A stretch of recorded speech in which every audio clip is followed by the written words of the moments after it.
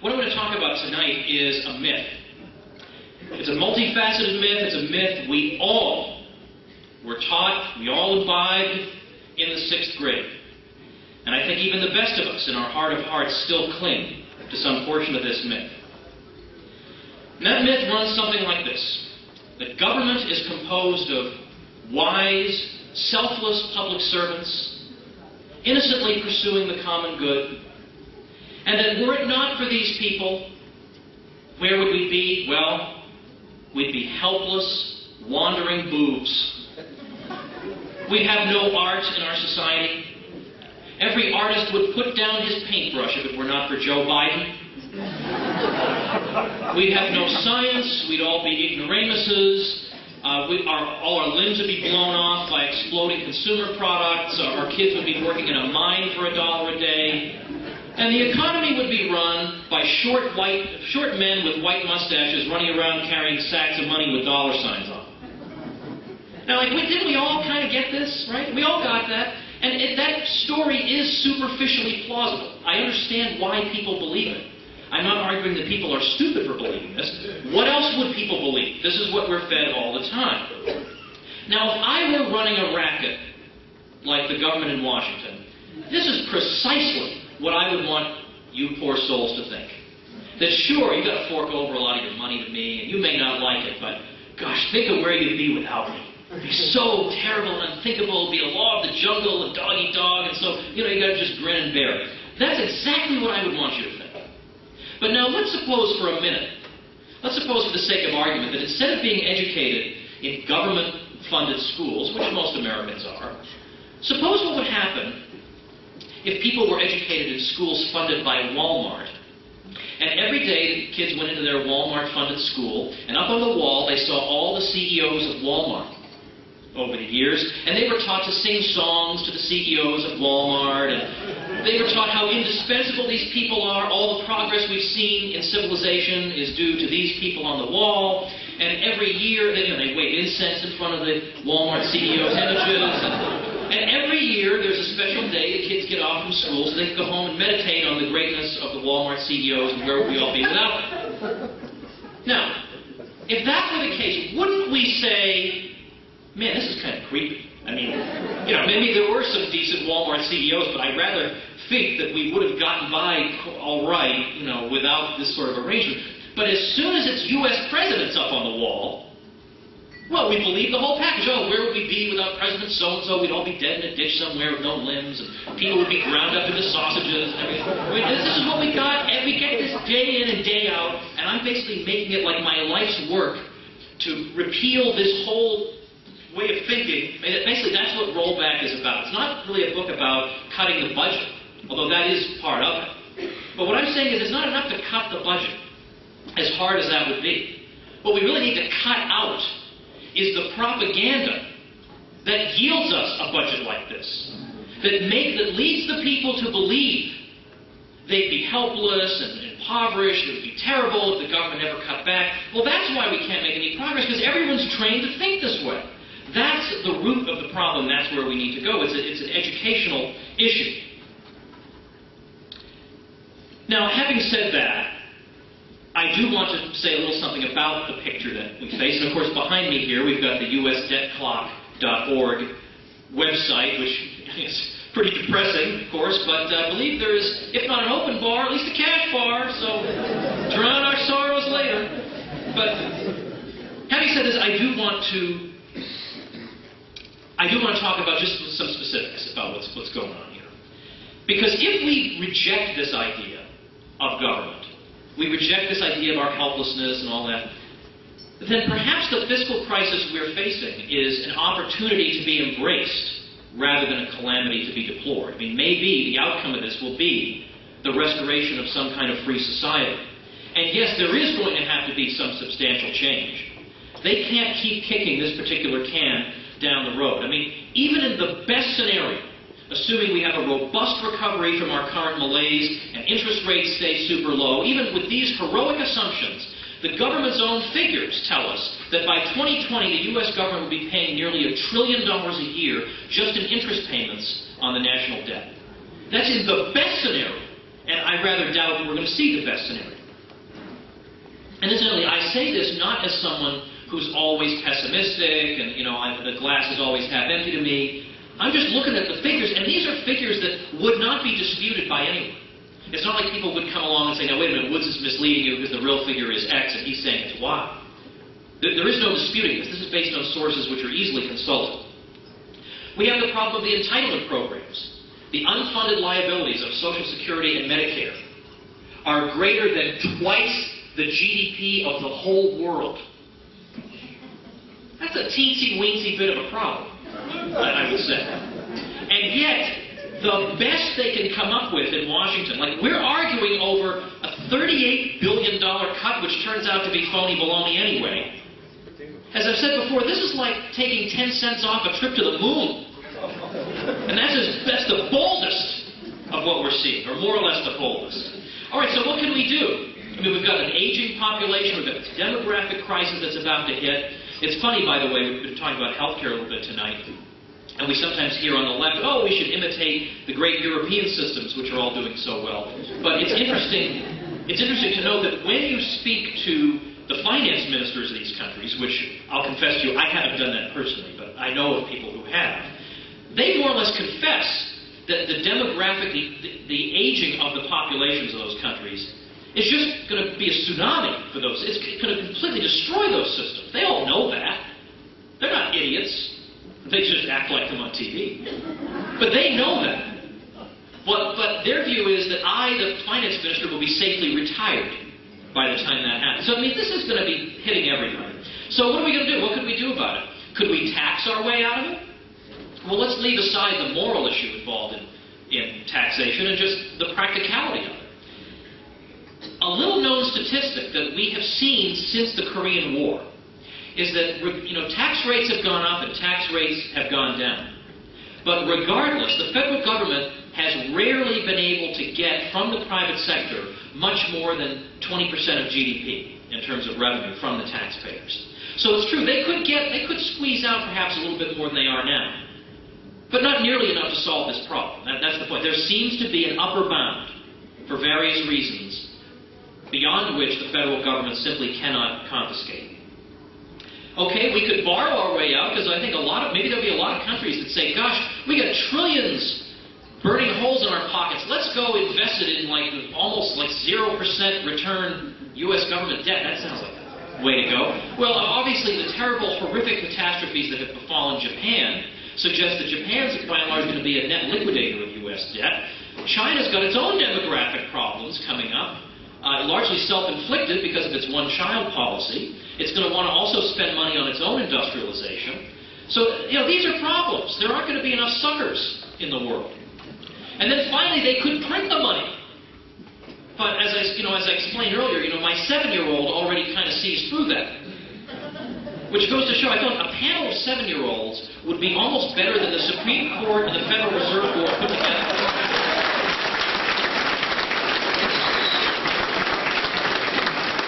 At the state level, things aren't much better. There's some about how could they be worse, really? But we've got a lot of states on the verge of bankruptcy. We've got 7 states where their pension program is going to go bust in 2020, another 13 states by 2025. And that assumes, by the way, that they get an 8% annual return, which there's a slight chance that might not happen. My favorite indicator that there are problems. Last year, the governor of New York at the time seriously considered a plan to bail out the pension fund by borrowing from the pension fund. You have hit a dead end at that point. It's not just us who think there's something a little bit fishy about this. Or the classic example, look at what happened to Detroit. There is your classic case of the left liberals got everything they wanted in Detroit. They got the taxes, they got the regulatory structure, they got the spending, they got everything in their wildest dreams they could have asked for. And what happened in Detroit? General collapse occurred. And it never occurred to any of the architects of that disaster that a general collapse was possible. They just assumed that, there'll always be more suckers to expropriate next year to keep the thing going. Things will be, 2 or 3% different next year, and that'll be it. Never occurred to them that the thing could come crashing down. Since 1950, half the population has fled. And in recent years, a quarter of the schools are closing. The home prices tell the story, though. In 2003, the median home price in Detroit was $98,000. By 2009, that was down to $13,000. You think, wow, they hit rock bottom there. No, last year it was $7,000. Now, it's true, you read an occasional article about this, a brief news item, but in proportion to the scale of the collapse, the likes of which we have not seen in American urban history, this story went unreported. Now, meanwhile, what's happening to the young generation? Well, good thing they're all playing video games and getting drunk, or we'd have a revolution on our hands. Actually, let me reverse that. I wish we did have a revolution on our hands, of course. But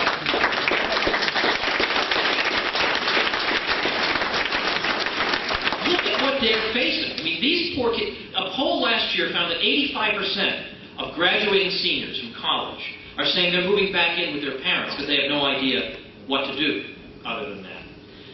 So we have that problem. We have the fact that these kids, when they do get jobs, are going to have to work harder and longer just to stand still, all in order to prop up a system that everyone in this room knows is going to collapse anyway.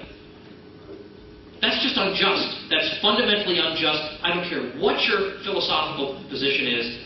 There's no way you can defend that system. And so the data that I'm referring to here, there's much, much more besides, you can find in Chapter 1 of Rollback, and in fact my publisher put Chapter 1 up at, I've got it up at tomwoods.com.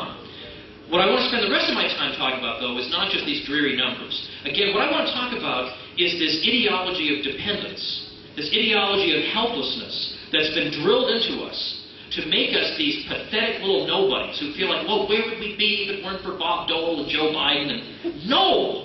You know, this is unworthy of a free people for us to think this way. So I want to just go through some of these typical arguments that we get, where we would be without our wise overlords. So, for example, poverty. Well, poverty would surely be worse if it weren't for our wise overlords. I mean, they're the ones who have brought about the great conquest of poverty that we've seen over the past 200 years. Well, to the contrary. In 1820, 85% of the world's population lived in what economists call absolute poverty. By 1950, that was down to 50%. By the early 1980s, down to about a third. And by 2001, it was down to 18%. So that meant that between 1981 and 2001, for the first time in history, in a two-decade period, we've seen both the percentage and the absolute number of people living in absolute poverty fall. We've never seen anything like this in history. Now, is it a coincidence that we see this kind of progress against poverty at a time when free market economics, albeit not to the extent we would like, has begun to spread around the world? Well, in Rollback, I'm explaining what the logical connection is. This is not just a coincidence. It makes absolute sense. This is what we should be led to expect, that the market economy would lead to fantastic outcomes like this. In the developing countries, we've seen rising life expectancy and caloric intake and so on. Now, what about in the U.S.? Well, in the U.S., we're not using the absolute poverty metric. We're using a less desperate U.S. poverty metric. But in 1900, about 95% of the population lived in what today we would consider poverty. By the late 1960s, that was down to about 12 to 14%, and that's where it has stagnated ever since. Now, note, Lyndon Johnson is the one who got the war on poverty started. The funding for those programs really got started in the late 60s. So notice that with hardly any anti-poverty programs to speak of, poverty goes down amazingly in the U.S., and then the government programs step in, and then it stagnates. Now imagine if those numbers were reversed. Let's imagine we had Lyndon Johnson in 1900, and he gave us the war on poverty programs. And then for nearly 7 decades, we had progress against poverty, and then the mean old Republicans got rid of those programs, and then poverty stagnated. I mean, can we just predict what they would say? Well, of course this goes to show these programs are wonderful, and we need them, and where would we be without them? But when reality is exactly the opposite, what do we hear? Crickets. Nothing. No acknowledgement of this at all. Now, by the way, how come in the year 1200 nobody protested poverty? Was that because everybody was living in fantastic wealth in the year 1200? It was because nobody thought poverty could possibly be conquered. Nobody thought that you could possibly, basically what people took for granted was you're born into this world, into squalid conditions. You're going to live your life basically one bad harvest away from starvation, and then you're going to die. And there's nothing you can do about this. But it's because of the wealth that the market economy made possible that it suddenly occurred to us, maybe we can abolish this. Or at the very least, of course, we will always have the poor with us, but we can seriously alleviate this suffering. Never occurred to anybody before. And in fact, now we live at a material level that it's like out of a science fiction novel. When we consider that even in late modern Europe, I mean, for heaven's sake, even the greatest monarchs of the 18th century didn't have flush toilets.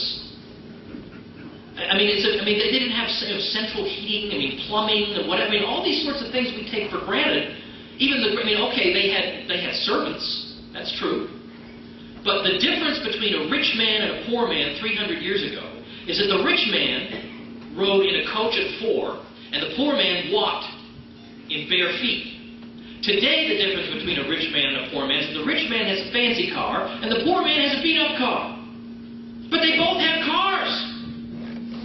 That means there is less inequality than before. In fact, you know what's very interesting? Remember that book, The Grapes of Wrath, by John Steinbeck? The Soviet government showed the movie version of that in the 1930s as a propaganda vehicle to show how terrible the capitalist West is, look at how poor everybody is. But it backfired on them because the Soviet population watched that movie and couldn't believe the people had a car. Now today, look at this device I have, okay? This smartphone. I can talk to picture in picture. I can talk to some guy with his face on the screen, in Munich. Right now, if I want to, walking down the hall while I'm doing 3 other things. The Jetsons didn't predict that. In the Jetsons, you actually had to sit in a special chair, and there's a screen there you have to look at. Even the Jetsons couldn't imagine the world. And we take this for granted, like, yeah, any social system could yield this.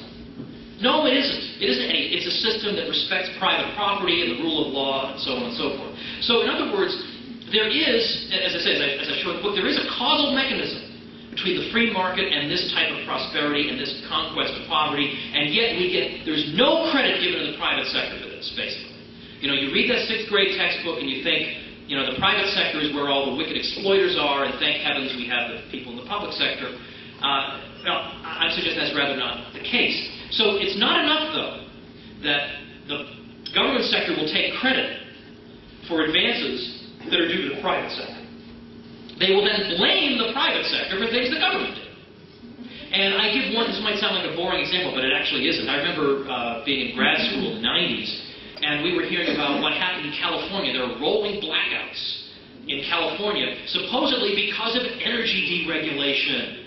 And boy, this goes to show you crazy capitalist ideologues that we need our overlords in charge of energy, or we're going to have blackouts, and da-da-da-da-da. Okay. Well, first of all, what deregulation are they talking about? It's true. Wholesale prices of electricity, which were paid by the state's electric power distributors, they could fluctuate. But the retail prices were fixed. And moreover, it was extremely difficult because of the regulatory barriers to bring new power plants online, and some of them were actually taken offline. And so this is at a time when demand is surging. You've got the voracious demands of the computer industry in California, you've got a growing population, so you've got surging demand, and the private sector isn't allowed to respond to that demand. The result is blackouts, and this is blamed on the free market. That's like out of a George Orwell novel. But we're used to that. Like every day, it's like another page of the George Orwell novel. Really, the poor guy should be getting royalties for what the New York Times publishes. Right? The New York Times doesn't realize that was a dystopia that he was writing about. He wasn't giving us a model to live by. Now, I also talk a little bit about, but I'm going to spare you folks this, the savings and loan crisis of the 1980s. That's supposedly another case of the free market run amok and da-da-da-da. But that was a case of an institution husbanded by the government, given an impossible business model when you have an atmosphere of rising interest rates and double-digit inflation. And then they try to ease up the situation of the S&L so that they can get out of that impossible spot, but they keep insuring their deposits, and then they're surprised when they make reckless investments, and then that's blamed on the free market. Even though there's the government guarantee behind it. But what I do want to talk about, though, is the classic case of government blaming everyone but itself for a failing and that's the most recent financial crisis.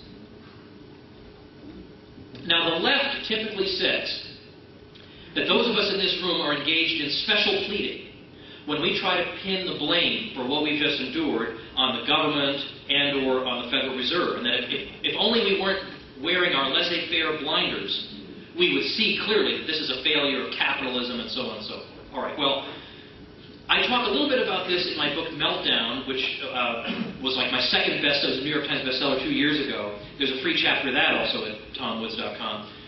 But I elaborate a bit on this in Rollback too.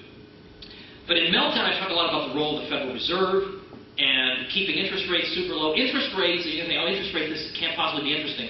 No, no, no. Interest rates turn out to be like the most interesting thing in the world because they play a coordinating function in the economy. You can't just intervene in the economy and say, I think interest rates should be even lower, so let's just do it, and I bet there will be no consequences.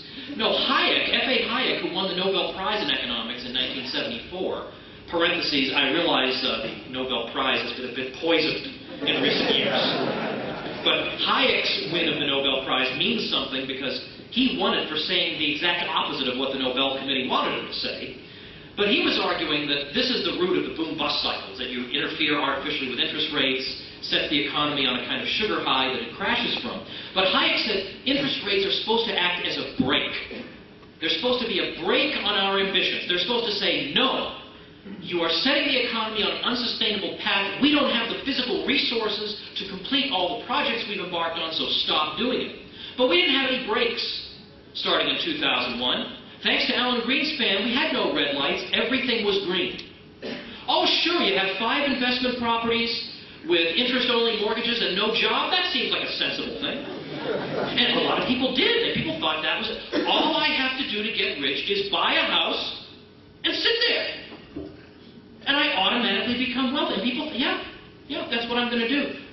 And this seems sensible, and this was encouraged by the authorities. In 2001, we were just coming off that dot-com collapse. And Alan Greenspan, chairman of the Federal Reserve System, former saxophone player, has decided, nothing against saxophone players, but it's just so odd that one person, based on, and he even said this, well, you know, I have this feeling in the pit of my stomach that maybe the federal funds rate should come down by 25 basis points. I mean, it was that creepy.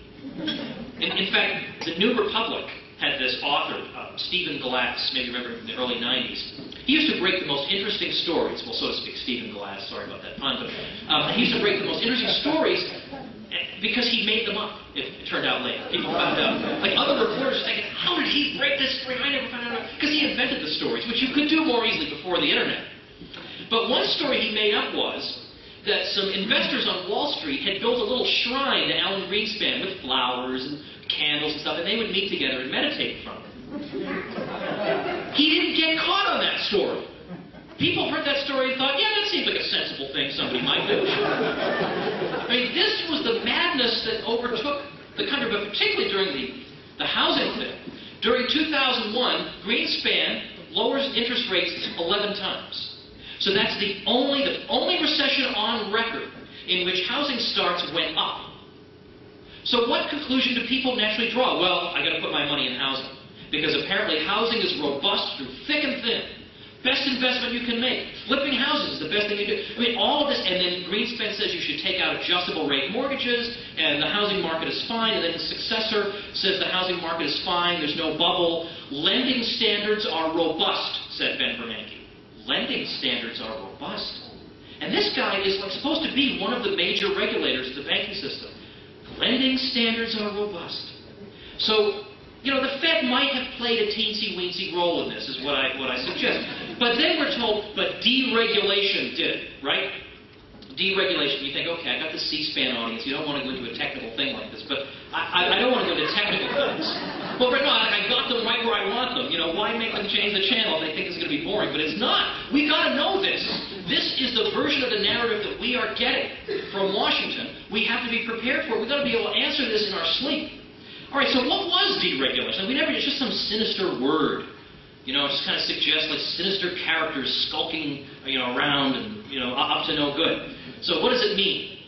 Well, all right, well, what basically happened with deregulation? Well, over the years, like the major planks of it were getting rid of Regulation Q, which put a cap on the level of interest rates that you could charge on a savings account or pay on a savings account. Okay, well, that was like the early 80s. This is not going to cause a worldwide catastrophe 3 decades later, presumably. We had in the early 90s restrictions on interstate branch banking lifted. Well, from my vantage point, that makes the system more stable, because now a particular banking system is not so subject to local, state-based swings one way or another. They can be diversified with holdings and depositors across the country. But then the one we hear the most, though, that supposedly caused the problem is the alleged repeal of something called Glass-Steagall. And we get this all the time. Now, the reason they mention this is because this is the only act of deregulation that is even remotely plausibly connected at all to the financial crisis. So they all harp on it. And then it was a little tricky for them when they realized that Bill Clinton signed that and Joe Biden supported it. So the villain story doesn't quite work. Then you have to paint the horns onto Biden's head and Clinton's head, which is fine with me, but it doesn't work for their story.